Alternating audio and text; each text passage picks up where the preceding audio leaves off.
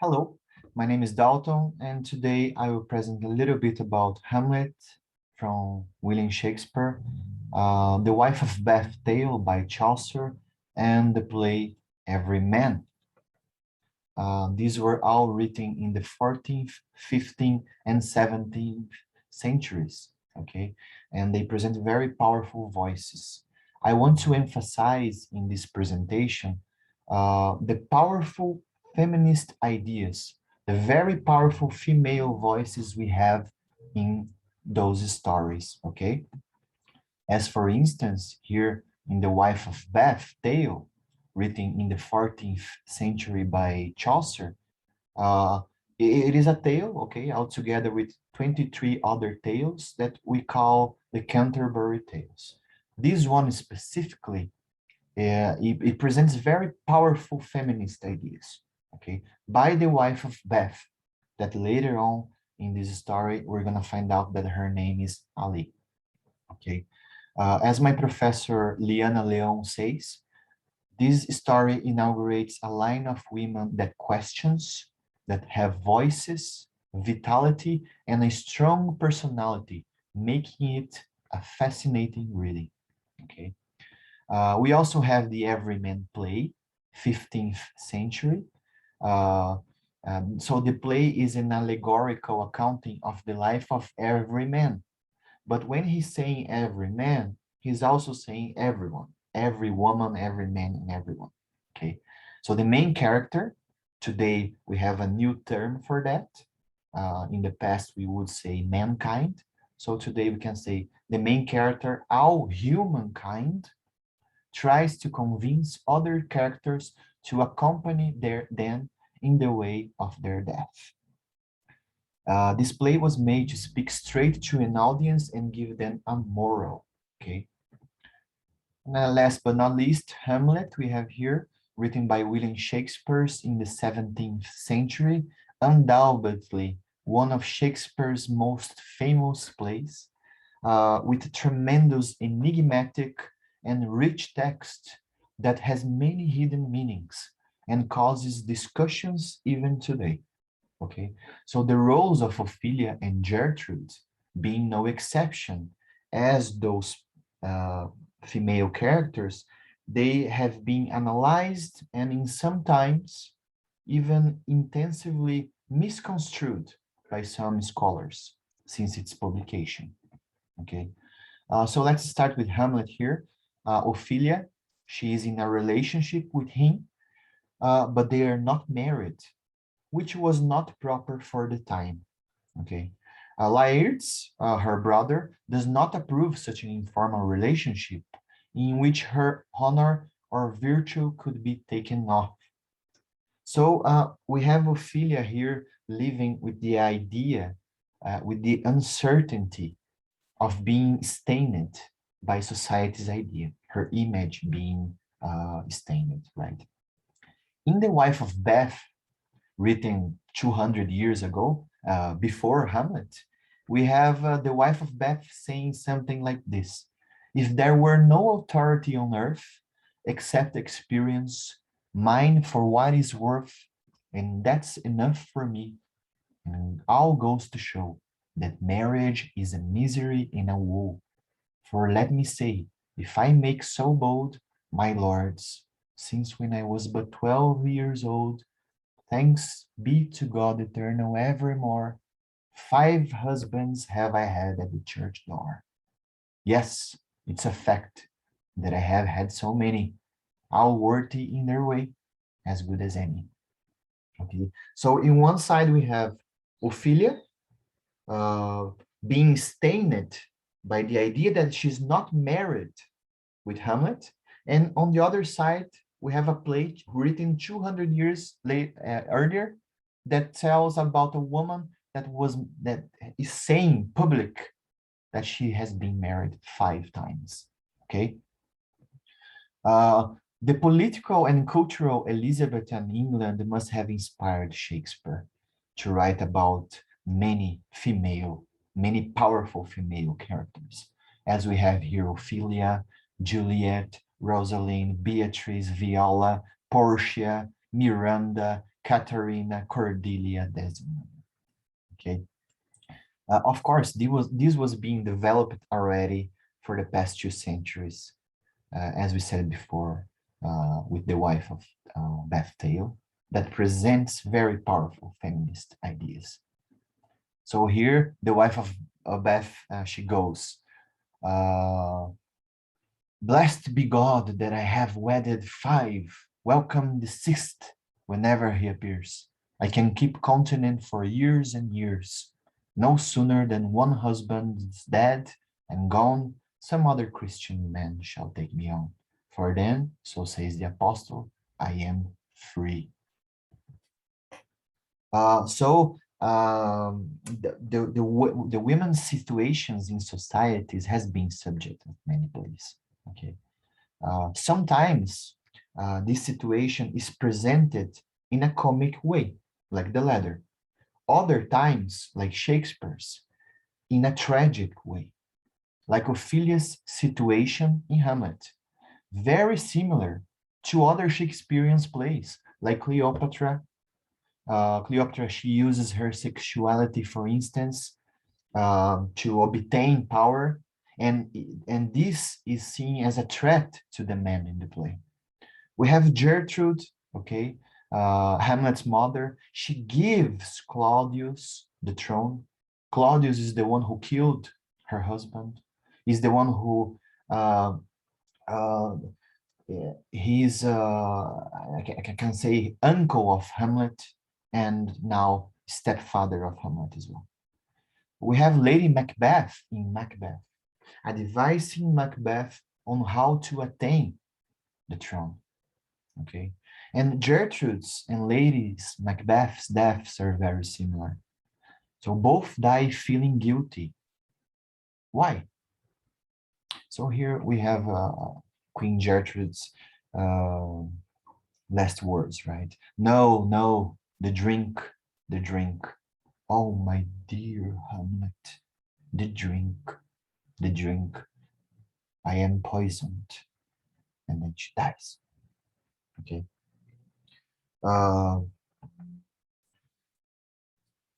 What we can say here is we have here a key point. Okay. It is not because they are women that they are to blame, but because of their power, position, and what they allowed with it, and even influenced to happen in their kingdom. Hamlet sees this before everyone else, and mad he goes. So Hamlet, seeing the ghost of his father, of his dead father, and the ghost saying all those words, oh, horrible, horrible, most horrible. He says to his son that he has been killed by Claudius, and he was assassinated by Claudius. But he goes mad. He says he cannot stand the fact that his mother, so weak, married an assassin who killed his father. And he goes, but 2 months dead, nay, not so much, not 2. So excellent a king that was to this Hyperion to a satyr, so loving to my mother that he might not between the winds of heaven visit her face too roughly. Heaven and earth, must I remember? Why, she would hang on him, as if increase of appetite had grown by what it fed on. And yet, within a month, let me not think on it. Frailty, thy name is woman. This sentence here had some scholars saying that Hamlet is a male chauvinist play, but that is not the case. That is the Shakespeare's showing how the desperation of the character of Hamlet, sees what's going on and that he cannot do anything about it. He needs to wait. Okay. So not only Claudius murdering King Hamlet, but Queen Gertrude's marriage to Claudius is a catalyst for the events of the play. We cannot take off her responsibility for this, okay?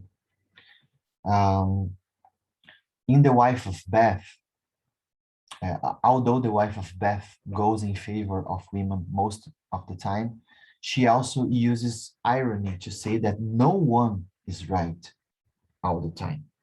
Okay, she plays with words and meanings as power, being wrong, and women. So she goes. Some say the things we most desire are these: freedom to do exactly as we please, with no one to reprove our faults and lies, rather to have one call us good and wise. Truly there is not a woman in 10 score who has a fault, and someone rubs the sore, but she will kick if what he says is true. You will try it out and you will find it so too. However vicious we may be within, we like to be thought wise and void of sin. Okay? Uh, so losing his temper, even with his loved one, Hamlet goes. We can say, before I read this, we need to see that as the supernatural event of his dead father appearing to him and saying that he was murdered by his uncle was still fresh in his mind, Hamlet loses his temper, even with his loved ones. And he says, get thee to a nunnery. Why wouldst thou be a breeder of sinners? I am myself indifferent honest, but yet I could accuse me of such things that you were better my mother had not borne me. I am very proud, revengeful, ambitious, with moral fancies at my back than I have thoughts to put them in, imagination to give them shape, or time to act them in. What should such fellows as I do crawling between earth and heaven? We are arrant knaves, all believe none of us. Go thy ways to a nunnery. Where's your father? And then she goes, at home, my lord. Okay. Some scholars even say that Hamlet knew he was being spied here, because he asks this question, where is your father? So some scholars says this. We can see here that Hamlet extends this accusation to himself. He tells us that even he could be accused of things which were objectionable enough to make his mother wish she had never born him. Okay. Some scholars have been suggesting that the word nunnery here is another word, it's a slang in that time for brothel. And of course, there is evidence that brothel was used, other word for brothel would be nunnery in that time. But the more immediate problem with such an interpretation is that Hamlet is trying to persuade Ophelia not to breed, okay? Because they don't want, he doesn't want her to be a breeder of sinners. So why would he say to her to go to a brothel?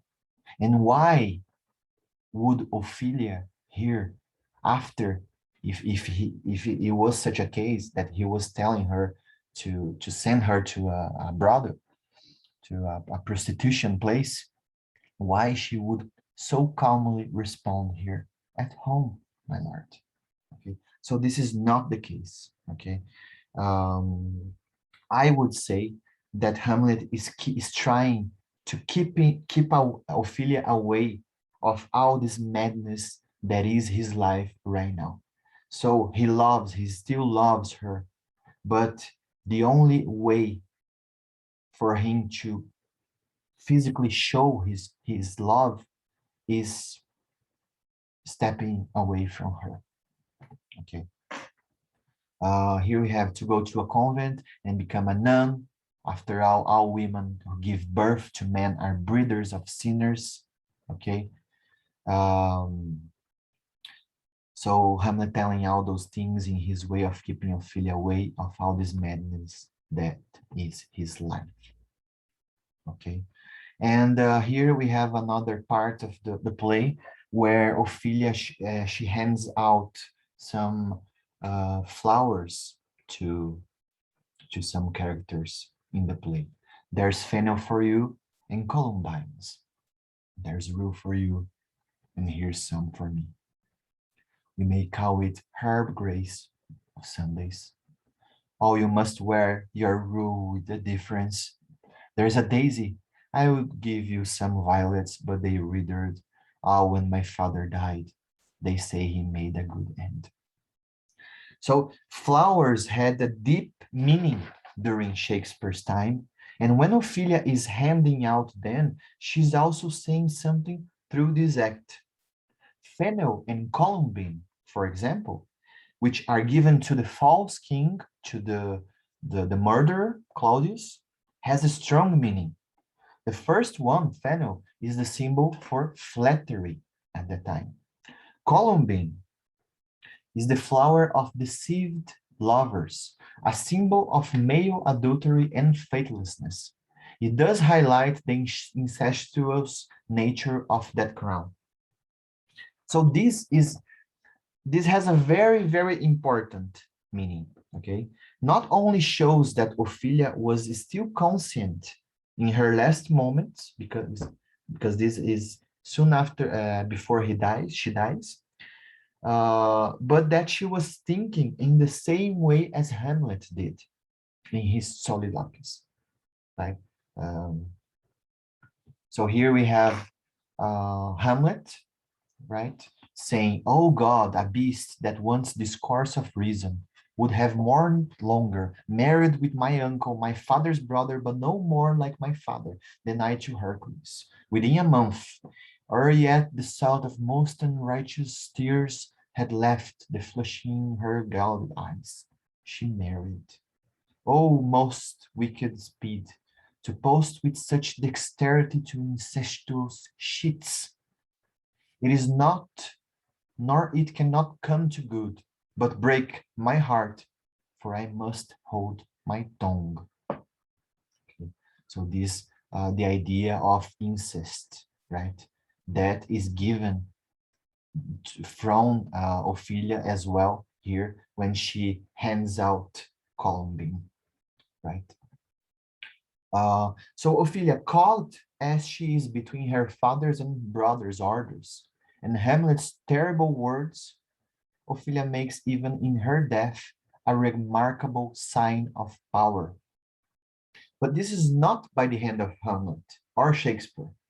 It is a tragedy of a tragedy, written purposely to cause the effect it does. Okay, so Ophelia, she goes, I shall the effect of this good lesson keep, as watchman my heart, but good my brother, do not, as some ungracious pastors do, show me the steep and thorny way to heaven, whiles, like a puffed and reckless libertine, himself the primrose path of dalliance treads, and recks not his own rate. In The Wife of Bath, she tells us something very, very similar, referring to those who are dressed as saints when in fact are demons. Okay, so she goes here, of holy friars seem to have purged the air. They search the countryside through field and stream, as thick as motes that speckle a sunbeam, blessing the halls, the chambers, kitchens, bowers, cities and boroughs, castles, courts, towers, torps, barns and stubbles, outhouses and dairies. And that's the reason why there are no fairies. Wherever there was wont to walk an elf, today there walks the holy friar himself. As evening falls, or when the daylight springs, saying his matins and his holy things, walking his limits round from town to town, women can now go safely up and down. By every bush or under every tree, there is no other incubus but he, so there is really no one else to hurt you, and he will do no more than take your virtue. Okay, so these are the ideas of uh, powerful ideas, powerful feminist ideas, right? So through Ophelia's suicide comes Hamlet's need to prove his love to others, for her, and his inspiration to fight. So Ophelia is already dead, and Hamlet goes, "Why I will fight with him upon this theme until my eyelids will no longer wag." Sorry, guys. And Queen Gertrude goes, "Oh, my son, what theme, Hamlet? I loved Ophelia. 40,000 brothers could not, with all their quantity of love, make up my son. What wilt thou do for her?" Okay, so why would Hamlet say this if he didn't love her? Why Hamlet would tell her to go to abroad if he still loves her? It doesn't make any sense. And Hamlet, he fights Laertes despite Horatius' warnings that Hamlet is not skilled enough in offering to put off the duel. So Horatius, Hamlet's best friend, goes, "You will lose this wager, my lord. If your mind is like anything, obey it. I will forestall the repair hither and say you are not fit." Okay. Um, and that's it. We also have in the Everyman play, right? Like Hamlet says, words, words, and words. The Everyman play speaks directly to an audience, both men and women, to provide them with a lesson. The play is a reflection to enlighten and represent all humankind, that before was called mankind. So similar terms are still used today. You guys, mano, here in Brazil, we have many girls calling each other mano, but this comes from a cultural tradition that is, of course, male xenophobic, but with time is being erased.